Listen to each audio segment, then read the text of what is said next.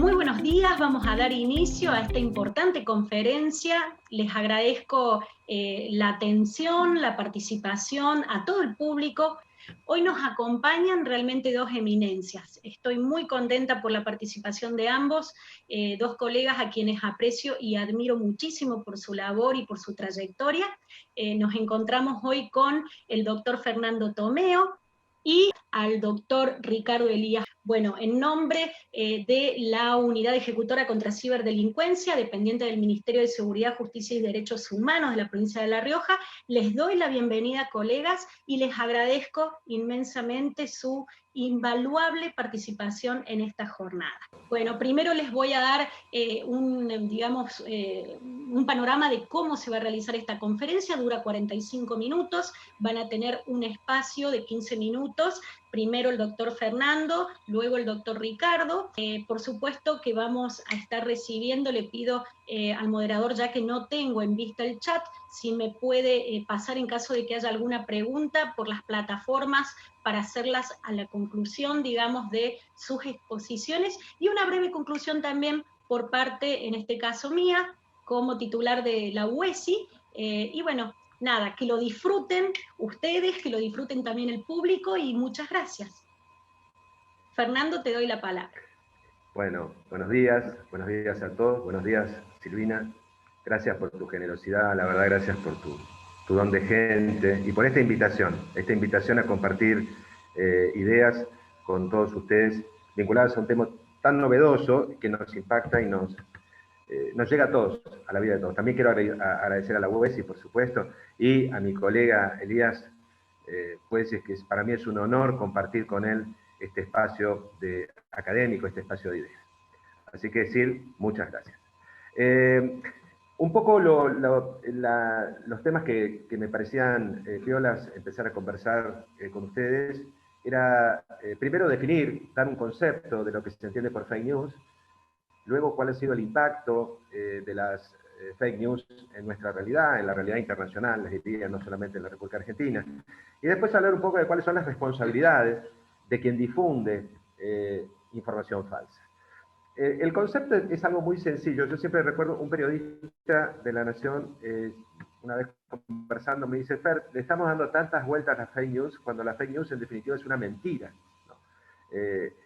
Las fake news son desinformar, esto es difundir información falsa respecto de un hecho, respecto de una persona. Y todos sabemos, queridos amigos, los que nos están escuchando, que mentir es un gran disvalor, ¿no? Nos genera un daño muy grande a todas las personas o las instituciones que sufren la desinformación o la mentira. Partiendo de este concepto y de esta idea básica, central, yo les diría que ha habido muchos precedentes, o hay importantes precedentes de desinformación a nivel mundial y de utilización de redes sociales para desinformar. El caso, les diría, el leading case, el caso más renombrado y más conocido, es el caso de Cambridge Analytica. Yo, para aquellos que no los recuerdan, se los comento que Cambridge Analytica era una compañía de análisis de datos que fue utilizada, que utilizó, mejor dicho, más de 85 millones de perfiles de Facebook, la información de esos perfiles de Facebook, para segmentar ciudadanos norteamericanos y dirigir el voto, influenciar el voto.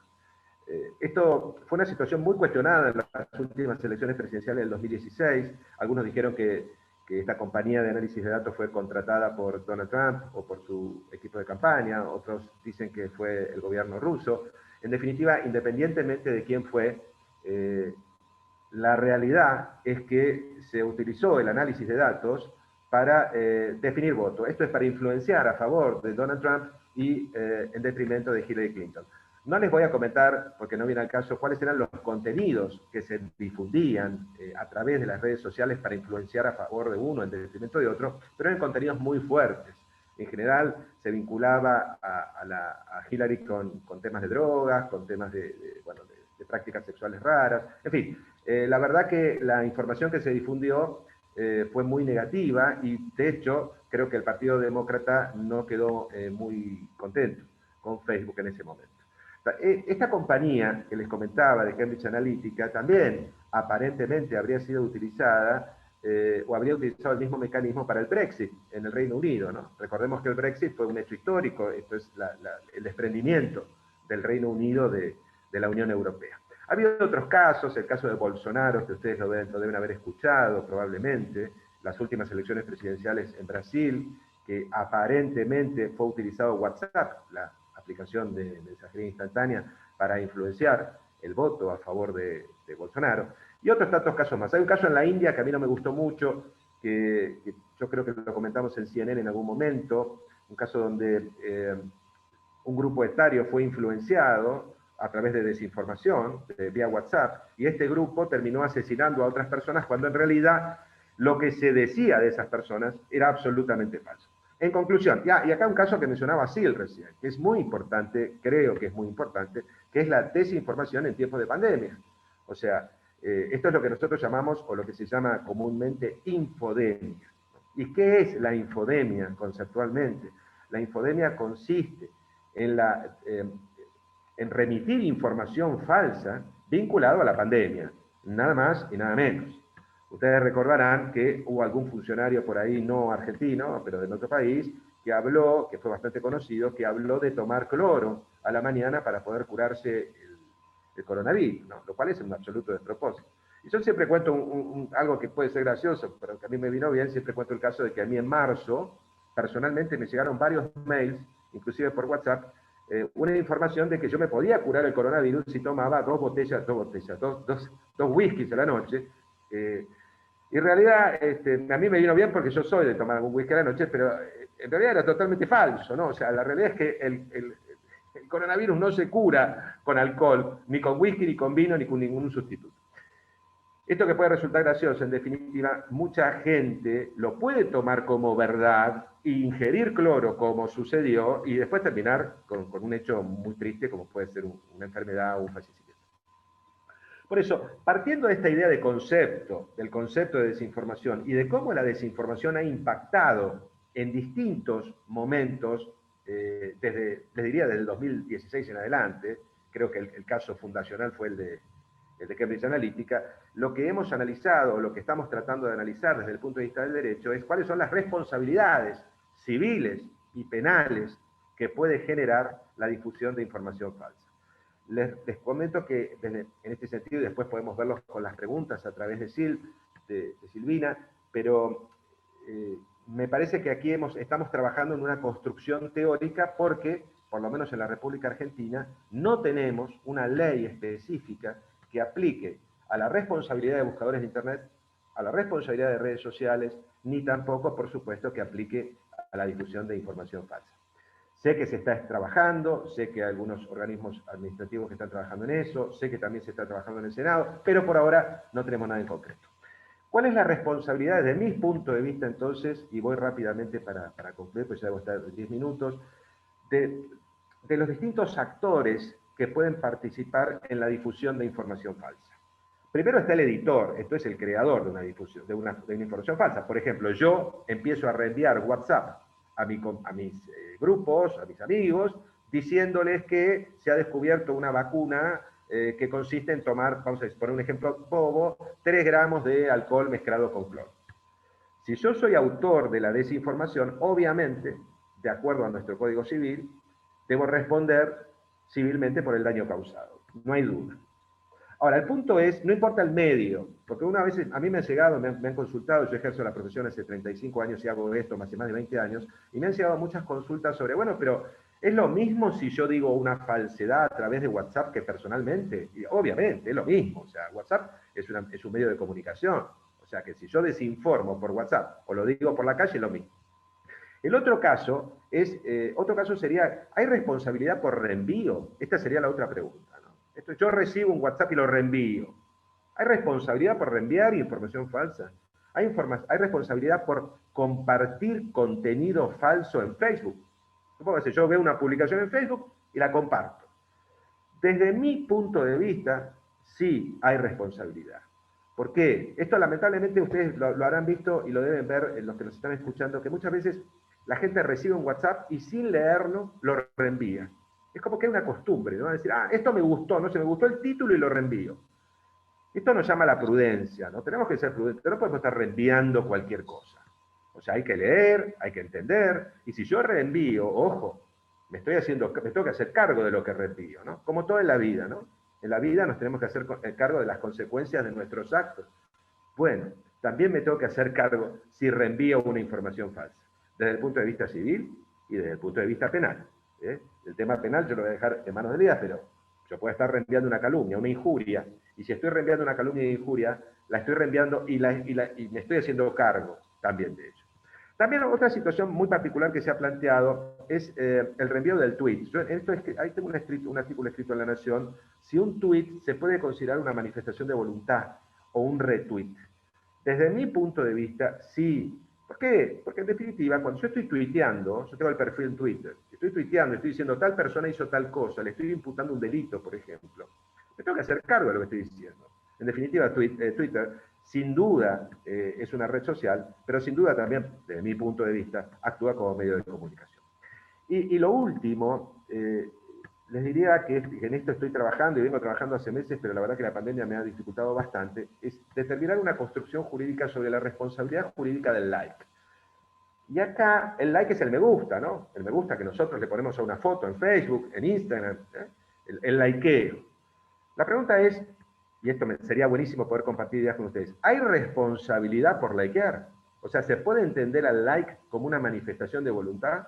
Y acá les comento algo para los que no son abogados, pero nuestro Código Civil y Comercial de la Nación establece que la manifestación de voluntad se puede dar en forma expresa, o sea, yo expresamente manifiesto mi voluntad, o por un signo inequívoco. Por ejemplo, señalo un lugar, los romanos señalaban un lugar, ¿no? Los romanos decían, ese lugar es tuyo, y el señalar el signo inequívoco implicaba una manifestación de voluntad. Ahora yo les pregunto, desde mi punto de vista, el like también es una manifestación por un signo inequívoco, pero depende del contexto, digamos, el alcance de la responsabilidad del like. Por ejemplo, si yo, queridos amigos, likeo una foto de una montaña que subió Silvina en Facebook, a mí me gustan mucho las montañas, pero supongamos que Silvina sube una foto de una montaña y yo la likeo. Bueno, evidentemente hay una manifestación de voluntad, estoy diciendo así, me gustan las montañas que está señalando Silvina, pero no hay ningún efecto jurídico de ese like. Ahora, si yo likeo, y tengo un precedente muy reciente acá en Argentina de hace un par de meses atrás, si yo likeo las fotos de mi ex mujer, con la cual he tenido un divorcio contradictorio fuerte, actos de violencia de género, la he golpeado varias veces, y entro una noche a su Facebook, que mi ex mujer tiene abierto, y le likeo todas las fotos de los últimos 2 años, y me parece que ese like, de acuerdo al contexto, puede tener una carga de humillación, de estoqueo, ¿no? De stalking, de acoso hacia mi expareja. Por eso, desde mi punto de vista, el like puede considerarse una manifestación de voluntad con efectos jurídicos. Frente a este marco de responsabilidades, les diría, y con esto quiero concluir para dejarlo ya Elías, es, ¿qué hacemos? ¿Qué hacemos frente a esta situación que se está dando en la realidad? Bueno, primero me parece que lo que estamos haciendo es esto, estamos compartiendo ideas en un espacio académico organizado por Silvina.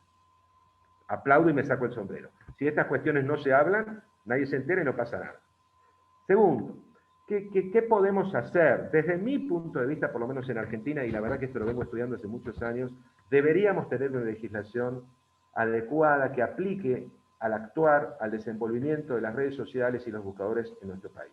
No los tenemos, hemos tenido varios proyectos de ley, el último proyecto de ley de Federico Pinedo cuando estaba en funciones, perdió estado parlamentario y nunca se trató en diputados. Hubo varios proyectos anteriores, pero ninguno prosperó.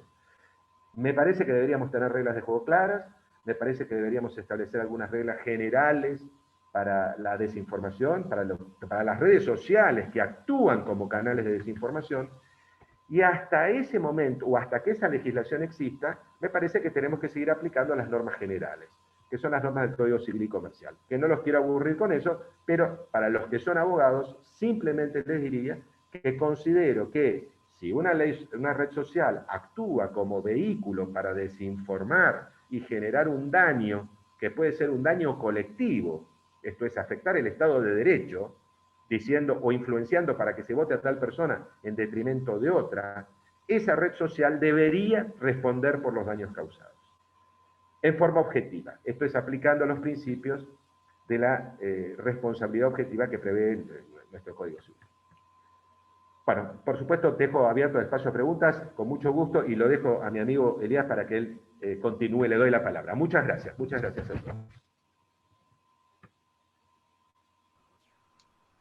Excelente, Fernando, muy claro, y la verdad es que en mi lugar, desde mi lugar, comparto totalmente. Ahora le damos la palabra a nuestro querido Ricardo para que continúe. Gracias. Muchas gracias, Silvina. Un placer escucharte, Fernando. Suscribo lo que has señalado. Y bueno, bienvenidos y mi agradecimiento por la invitación en esta 18ª Feria del Libro. Muy interesante, sin duda, eventos y espacios como este. Quiero comentarles cómo está estructurada mi participación en estos minutos. Básicamente voy a hablar de dos temas. Trataré de utilizar el tiempo que se me ha asignado. Primero, para dialogar sobre un proyecto de ley que está generando mucho malestar desde un punto de vista penal. Esto es el proyecto de ley que busca incrementar las penas. Esto va dirigido contra medios de comunicación y contra periodistas en particular. Y luego quiero comentarles cómo venimos enfrentando la desinformación, las falsas noticias, las fake news aquí en Perú, porque tenemos ya previsto y regulado un tipo penal que sanciona a quien difunde esta información. Bien, entonces, dicho esto, empiezo con la primera parte de la exposición. 9 de octubre del año 2020, esto es hace poco, casi ya un mes, un partido político, el partido Podemos Perú, que no es un partido, pequeño, es un partido que al día de hoy tiene a uno de los principales candidatos a la presidencia de nuestro país como referente. Este partido político presentó una propuesta de modificación normativa. En Perú, básicamente, hay cárcel desde 4 años en adelante. Si un juez condena a cualquier persona por 3 años, 2 años, 1 año, generalmente es pena suspendida. Pero cuando ya estamos utilizando la palabra 4 en los temas penales, es básicamente cárcel efectiva, 4 años en adelante. Los delitos, esto es de difamación, de injuria, de calumnia, en general no superan este marco punitivo y por lo tanto no es un peligro latente la cárcel efectiva. Sin embargo, este proyecto de ley busca incrementar la sanción penal y de hecho expresamente lo menciona, dice que esto es para frenar los excesos de la prensa. ¿Y hasta cuándo eleva el marco punitivo? Lo eleva con penas de 4 a 6 años de cárcel. Esto sí es un riesgo. Esto es un riesgo porque de ser encontrado responsable un periodista, por ejemplo, iría a la cárcel si se aprobara este proyecto de ley. ¿Qué es lo que los autores intentan hacer, los congresistas intentan realizar con esta propuesta normativa?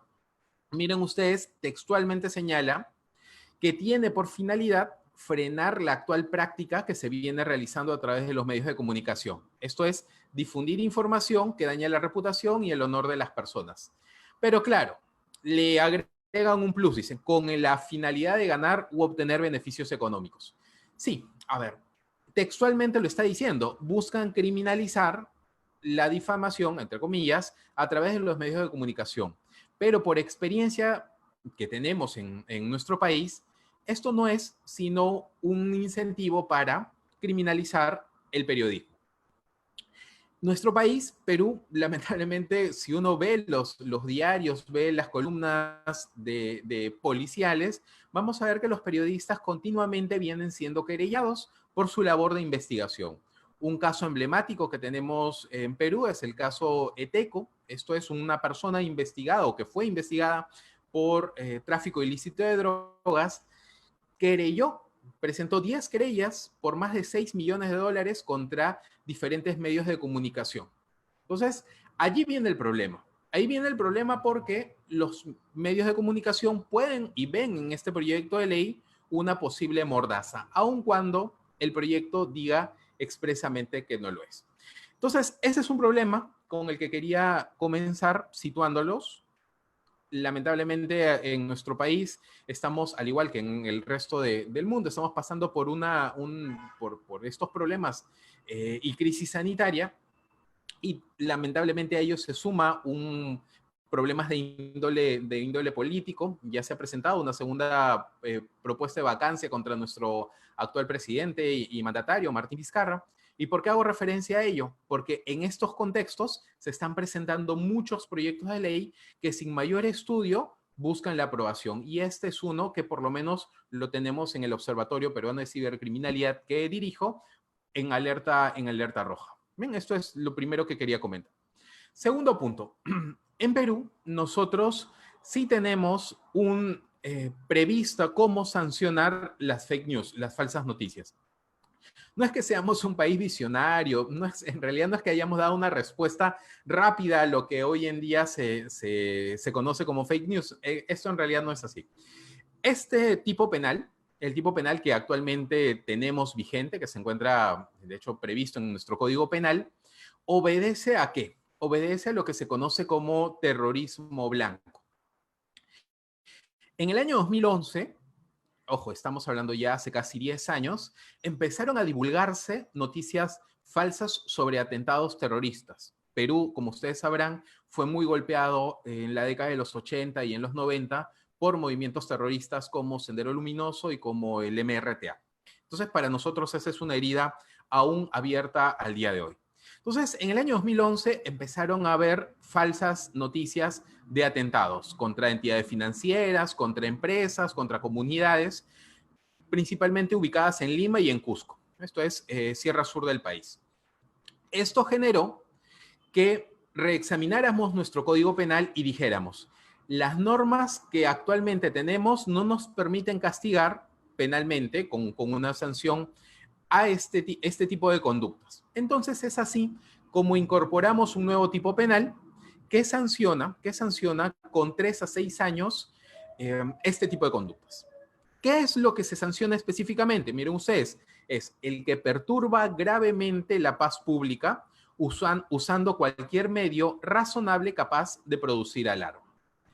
Este tipo penal, vigente desde el año 2013 que fue aprobado, es el que actualmente utilizamos para prevenir y para sancionar las fake news. De hecho, el gobierno, el Ministerio de Justicia, el Ministerio del Interior del Perú, lanzó una campaña fuerte contra las falsas noticias en época de confinamiento obligatorio. Y hace referencia a este tipo penal que ahora les he comentado. ¿Cuál es el problema que se ha generado con la utilización de ellos? Primero, y está el análisis un poco de lo que señalaba ya, adelantaba muy bien Fernando. Esto es problemas de carácter, por ejemplo, problemas de carácter probatorio. Hemos tenido casos de un ingeniero, esto es el ingeniero Segarra Bonifacio, que empezó a compartir información relacionada a la localización de posibles pacientes COVID. Entonces él señalaba que le daba miedo y pena que los alcaldes prioricen algunas zonas. Entonces esto empieza a generar preocupación y uno dice, ¿esta información que está compartiendo será información verdadera? Esto es zonas de crecimiento del COVID o no. Primer problema, esto es, ¿la información que uno comparte es falsa o no? ¿Quién la tendría que investigar? ¿Quién tendría que demostrar que esta es información falsa? Número 1. Número 2. Tuvimos un caso en la Corte de Lambayeque, esto es en el norte del Perú, donde diversos medios empezaron a reportar que una jueza penal, falleció por el coronavirus. Y esto generó, el 3 de abril, esto generó una alarma en la Corte. De hecho, se cerró la Corte, se empezaron con los protocolos de bioseguridad y demás. Sin embargo, luego se desmintió esto. Se dieron cuenta que en realidad no había tal deceso producido por el coronavirus. Entonces, aquí viene el problema, que los medios empezaron a compartir esa información, pero no se sabía cuál era el origen de ello. Y aquí nos viene una dificultad desde un punto de vista probatorio. ¿Por qué?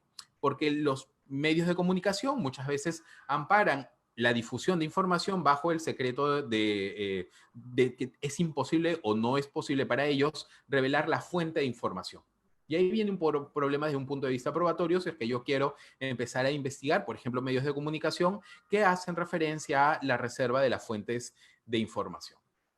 Luego, el tercer caso que hemos tenido al inicio de pandemia, utilizando este tipo penal para la investigación, y ojo, que no es cualquier cosa este tipo penal. De hecho, han existido detenciones policiales por esta difusión de esta información. Una joven decía, el coronavirus llegó a Los Olivos. Señora muerta, tirada, se escuchaba decir en una grabación y se veía en el video una mujer que lamentablemente había fallecido en plena calle. Entonces esto empezó a circular por WhatsApp, esto empezó a circular por los medios de comunicación y finalmente se encontró a la autora de este video, pero la señora no había fallecido por coronavirus. Entonces ahí ya tenemos una investigación abierta por la difusión de esta información. Y ahí tomo la reflexión que decía Fernando, es yo como persona responsable de mis actos tendría que verificar esta información para evitar generar zozobra, por lo menos en este contexto de pandemia, o tengo un deber de divulgación porque quiero ayudar a las personas, por ejemplo, para alejarse de estas. Entonces ahí vienen dos preguntas que actualmente nos hacemos en Perú respecto a este caso.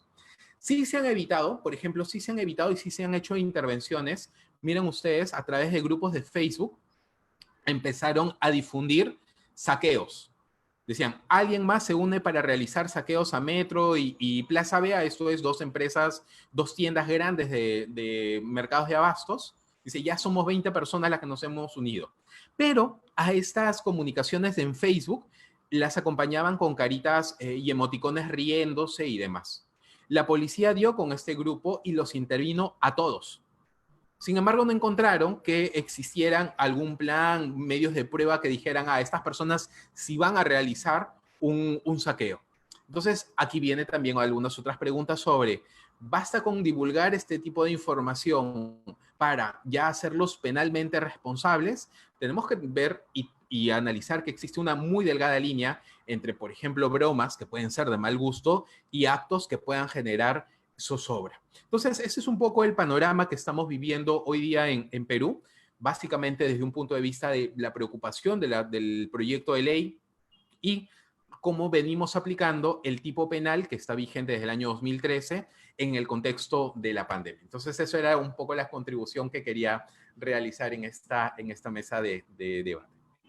Fantástico, Ricardo, la verdad que es sumamente rico todo lo que estás comentando, porque en realidad, por ejemplo, podemos notar que en el caso de Perú lo que se va a legislar es en función de la difamación en cuanto a contenidos falsos. Ahora, ¿qué ocurre? Y esto es una pregunta que le hago a los colegas y en general para que un poco reflexionemos. ¿Qué ocurre cuando estos contenidos falsos llegan de una manera violenta, incitan a la violencia mediante discursos del odio? ¿Qué ocurre cuando se realiza una intimidación a la moral pública, al interés público, y se atenta contra las instituciones democráticas? A mí me parece que lo que hemos escuchado desde los dos puntos de vista, tanto desde lo civil, que entiendo particularmente que siempre hay responsabilidad cuando realizamos un daño a partir de alguna publicación, y así lo establece nuestra Constitución Nacional, habla del derecho al resarcimiento integral del daño. O sea que una vez que sufrimos un daño civilmente, siempre debe prosperar, al menos en principio, ¿no? Ahora, desde lo penal, cuando hablamos de estos contenidos falsos, insisto, que afectan notoriamente la tranquilidad, infundiendo temor a la ciudadanía, ¿cómo se debería actuar? Bueno, a mi entender, y desde la provincia de La Rioja, hemos elevado a la Cámara de Diputados un proyecto de ley de cibercontravenciones, en razón de que sabemos que en nuestro país no está legislado, como bien lo decía Fernando, ¿no? Sin embargo, el tema del hostigamiento por los contenidos falsos, ya sea a un individuo, un ciudadano común de la sociedad o a un funcionario del Estado, debería ser tratado de igual manera y en razón justamente del derecho de igualdad establecido constitucionalmente, ¿no? A la dignidad, al honor, y es algo que la Corte Interamericana sabemos que en su momento no ha avalado. ¿Por qué? Porque se decía que un funcionario público, por ejemplo, debía saber que en razón de su cargo podía ser objeto de este tipo de intromisiones arbitrarias, por ejemplo. Sin embargo, yo creo también que los tiempos han cambiado mucho y que las redes sociales, hoy por hoy, permiten a cualquier ciudadano generar contenidos falsos, de alto contenido violento, de alto contenido de desestabilización, y ya lo estamos viendo en distintas democracias del mundo. Como bien decía Fernando, en lo que ha pasado con Cambridge Analytica, que es algo que se ha dado a conocer relativamente hace poco tiempo, pero que muchos de los que estudiamos la materia sabemos que existe desde el inicio de la aparición de la prensa, ¿no? Ahora, ¿cuál es la diferencia? Que justamente las redes sociales llegan de otra manera. La velocidad con la que se expanden los contenidos falsos son realmente muy perjudiciales. Nosotros, y les comento a manera, digamos, para que tengan un conocimiento, orientarlos a qué me refiero. Nosotros en la provincia hemos vivido numerosos ataques, y cuando digo nosotros, lo digo como ciudadana de La Rioja, y lo digo también como funcionaria, ¿no? de la Unidad contra Ciberdelincuencia. El gobierno ha estado atacado constantemente a través de prensa amarilla, o incluso de los trolls, o de los famosos bots, ¿no? Esos perfiles falsos, esos perfiles anónimos que actúan para desestabilizar con fines económicos o con fines políticos. En nuestro caso, entendemos estas son las dos bases, ¿no? del tipo de ataques. Y la verdad es que estamos sufriendo de manera permanente ataques a las acciones gubernamentales a través de notorios contenidos falsos. Es decir, inclusive con el video del funcionario haciendo una declaración, entendemos y vemos, somos testigos a diario, de publicaciones que tergiversan y manipulan, pero de manera descarada, el real discurso, ¿no? Y lo estamos viendo porque tenemos el video ahí. Lo que ocurre es que muchas veces la gente no entra al video, ve solamente el copete de la noticia. Ahora, ¿cuál es el impacto real sobre las instituciones democráticas? Yo particularmente, y digamos que abstraída del cargo de la función, entiendo que cuando se ataca una acción de una manera tan descarada, una acción de Estado, una acción institucional, de manera tan descarada, con contenidos altamente manipulados, tergiversados, con el fin de desinformar, yo me siento intimidada como ciudadana. Y entiendo que es procedente el artículo 211 específicamente, que habla de la intimidación pública, cuando se refiere a infundir temor, o generar, por ejemplo, actos de violencia. De hecho, que somos testigos de cuántas manifestaciones violentas se están produciendo en el mundo a través de la polarización realizada en las redes sociales, y que tienen como origen estos contenidos falsos. Entiendo que es muy importante hacer hincapié, y ya refiriéndome un poco al tema de los grupos de WhatsApp, por ejemplo, de los grupos de Facebook a los que hablabas. En nuestro caso, el solo hecho de dar voces de alarma o señales, digamos, que infundan temor a la sociedad, ya da lugar a una acción penal. Es decir, no se tiene que concretar un hecho violento específicamente. Basta con la intimidación pública que se genera a través de una determinada publicación, por ejemplo, que además puede ser también acompañada por la transgresión al artículo 213 bis, que habla de aquellos grupos que, sin ser una asociación ilícita, buscan imponer sus ideas a través del temor. Entonces, entiendo que la normativa en nuestro país no es que no exista. Entiendo que no se está aplicando por numerosos factores en realidad, pero sí creo que no es difícil probar cuando hay una manipulación y tergiversación, digamos, descabellada, descarada, de la información que realmente se está produciendo. Yo no sé, al operador, si existen preguntas en los chats. Me interesaría mucho saber si alguien está haciendo alguna consulta específicamente, porque no tengo acceso desde la plataforma a verlos. Les invito, si no, a hacer las preguntas que consideres. Aprovechemos a nuestras eminencias aquí, por favor, al público presente. Y bueno, un poco coincidir también con lo de la manifestación de voluntad del like.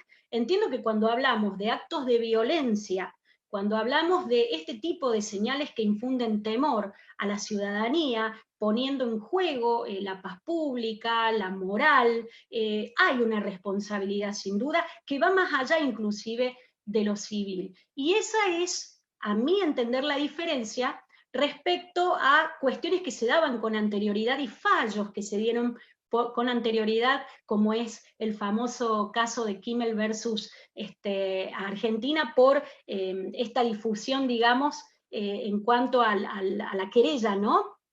Digamos que se ha dejado prácticamente de querellar a quien habla mal de un funcionario, a quien habla mal de una persona, porque además la pena es muy mínima, ¿no? Y entiendo particularmente que si queremos cambiar algo, si queremos lograr un cambio, es importante atender al fin preventivo también de la sanción penal. Esto, por supuesto, es una convicción personal que entiendo es hora de poner también en discusión, porque no es que no se venga hablando de esto, sino que simplemente muchas veces los estados no quieren asumir un costo político en razón de la línea fina que hay, ¿no? Entre la libertad de expresión y temor a atentar contra ella, pero considero puntualmente que no puede ser nunca un acto violento, un acto de agresión, de intimidación hacia nadie, justificado por la libertad de expresión. Hay una pregunta, dice, ¿quiénes se benefician con la falta de legislación en esta materia y no quieren legislar en esta materia? Entra en conflicto con la libertad de expresión, como ha dicho la Corte Suprema de Justicia de la Nación, en la Argentina, y que es tendencia en el mundo. ¿Quiénes se benefician con esta falta de legislación? ¿Qué entienden ustedes? Me gustaría escuchar a los dos, por favor. Bueno, si querés arranco yo. Yo creo que los que se benefician son las redes sociales y los buscadores. O sea, los que no quieren una regulación son ellos, y esto no, o sea, es público en el sentido de que hay, el mismo Mark Zuckerberg hace un par de años dijo, bueno, ya es hora de que nos legislen, es hora de que nos regulen, la autorregulación no alcanza. O sea, el mismo Zuckerberg, después de una multa de 5.000 millones de dólares que le impusieron a Facebook por estos casos, por este caso de fake news, él mismo reconoce la necesidad de regulación. Entonces, la respuesta concreta es, ¿a quién no le conviene que lo regulen? Y a quienes hoy están monetizando contenido, están manipulando datos, están haciendo un poco lo que quieren, sin un marco jurídico concreto. Por ejemplo, por lo menos en nuestro país. A lo que, si me permitís, yo sumo a aquellos con intereses específicos en cuanto a la política y en cuanto también a cuestiones económicas, ¿no? Que eso también existe porque ha sido muy bien aprovechado. Absolutamente de acuerdo con vos. Sí, no, coincido con lo dicho por Fernando. Solamente agregar que aquí en Perú, a partir del comentario tuyo, querida Silvina, nosotros, los funcionarios públicos, los servidores públicos, en realidad, si son protegidos. Aquí no hay mayor discusión sobre si es que contenido difamatorio puede ser, digamos, protegido bajo una querella. De hecho, en realidad, muchos funcionarios presentan querellas por artículos difamatorios que en algunas ocasiones mellan flagrantemente su imagen, su dignidad. En ese problema no hemos tenido mayor problema. Sí me gustaría, aprovechando que tenemos a Fernando y a ti, querida Silvina, es preguntarles en temas de protección, por ejemplo, del derecho al honor, a la buena reputación. Aquí en Perú incluso protegemos a las personas jurídicas. De hecho, había una discusión inicial entre los juzgados donde decían, no, el derecho al honor y buena reputación solamente alcanza a las personas naturales, hasta que hace más o menos unos 5 o 7 años la Corte Suprema dijo, no, incluso las personas jurídicas, aun cuando son, digamos, no tienen la misma naturaleza de una persona natural, sí puede querellar. Y tenemos incluso a empresas mineras, empresas comerciales que también presentan querellas por contenido difamatorio en agravios suyos, en el fuero penal. No sé si es que eso también esté ocurriendo en Argentina. Mira, Richard, yo no creo que no está ocurriendo en la Argentina, pero coincido con el criterio que toman ustedes. Y esto creo haberlo escrito hace muchos años, después del famoso fallo Costejas, ¿te acordás? En Europa, en la Unión Europea, que donde surgieron, por lo menos a mí me surgían consultas de si compañías europeas podían intentar hacer valer el derecho al olvido, porque afectaba su reputación.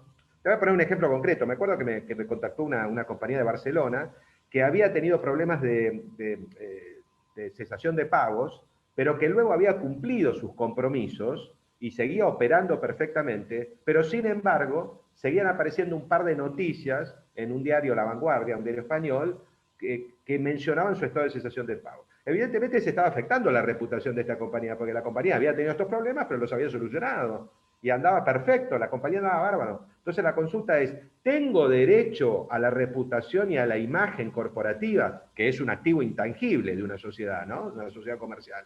¿Tengo derecho a la reputación y al cuidado del honor? Yo creo que sí. Desde el punto de vista civil, te diría que para mí no hay duda. Desde el punto de vista civil, por lo menos. Estoy muteada, es la frase de todos los Zoom. La verdad que muy interesante. Hay otra pregunta que dice, ¿cómo se diferencia la fake news de la desinformación? Ya que tenía entendido es que la desinformación es por una falta de chequeo de periodista, pero si vemos, muchos medios tradicionales están realizando este tipo de contenidos, ¿no? ¿Alguien quiere responder o...? ¿Querés te respondo rápido? En rigor de verdad no hay una diferencia conceptual, ¿no? A los periodistas les gusta hablar de desinformación, porque el término fake news suena muy fuerte. Quizás desde el punto de vista jurídico nosotros hablamos más de la mentira, de la difamación, le ponemos otro término, pero en definitiva estamos hablando de dos conceptos que integran un mismo concepto. Y yo entiendo que en realidad la desinformación tiene el aditamento de una finalidad específica, que es la de desestabilizar o de repente generar una desarmonización, ¿no? Digamos, hay un objetivo concreto que entiendo en nuestra provincia específicamente se da con intereses políticos, intereses económicos. Ahora, también se habla de desinformación porque justamente, lejos de informarte, te están desinformando, ¿no? Entonces, como tal lo dice aquí el colega, no es que haya un concepto realmente diferenciador, pero tampoco es, también digamos que se podría diferenciar entre una opinión personal, y eso es muy importante que me parece que la gente comience a detectar. Hay que diferenciar una opinión personal de un periodista o de una persona en redes que puede, por supuesto, opinar con total tranquilidad y autenticidad, de una noticia o de un contenido falso destinado, ¿no?, a generar algún tipo de resultado disvalioso. Ricardo, ¿quieres agregar algo? Por favor, desmuteate. Sí, claro que sí, claro que sí. Habría que tener en consideración que lo contrario a que un hecho descrito o informado no coincida con digamos, con lo que ha ocurrido en el mundo, no significa que sea una mentira. A ver, pueden existir dos posibilidades. Es, lo que yo estoy diciendo corresponde con lo que ocurrió en la realidad o lo que yo estoy diciendo no corresponde con la realidad. Ya, esa es la primera premisa. Esas son dos posibilidades. Pero esas dos no es que si no corresponde significa que estoy mintiendo o estoy desinformando o estoy falseando información. No. Ahí pueden haber muchas más posibilidades. La primera es, en efecto, he querido desinformar, es hacerlo a propósito. Lo segundo es, ok, fue un error lo que yo he cometido. Y dentro de ese error tendríamos que ver cuál fue el problema. Bueno, fue un error porque tuve problemas de percepción, porque tuve problemas de interpretación. Ok, fue un error porque la información que llegó a mí parecía fidedigna, busqué algún tipo de corroboración, encontré algunos datos mínimos, la lancé, pero no corresponde, o finalmente fui totalmente negligente y compartí la información sin mayor preocupación. Entonces me parece que ir viendo estas categorías que incluso son propias de la psicología del testimonio, cuando analiza uno la verdad, la mentira, esto fue publicado en el Anuario de Psicología del año 2015, nos permiten saber y ir viendo, digamos, aplicándolo acá a los fake news, a la desinformación, el papel de responsabilidad que tienen los medios de comunicación también. Excelente. Me parece muy importante la aclaración porque, bueno, es una cuestión de argumentación jurídica también, ¿no? Y en la que los abogados estamos especializados. Pero lo que indudablemente, y a mí me gustaría dejar claro desde la perspectiva, digamos, de qué es cuál es digamos, el criterio de la unidad ejecutora.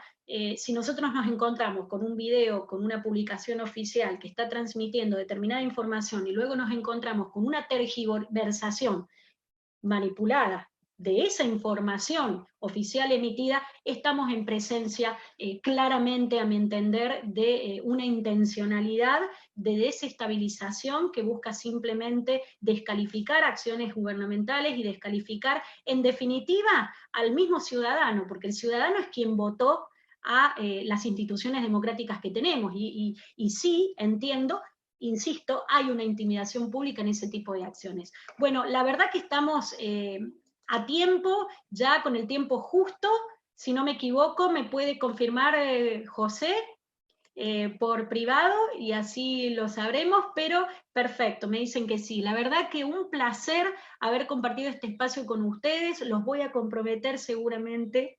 Espero poder contar con su presencia en alguna otra oportunidad. He disfrutado mucho escucharlos como siempre y bueno, simplemente agradecerles.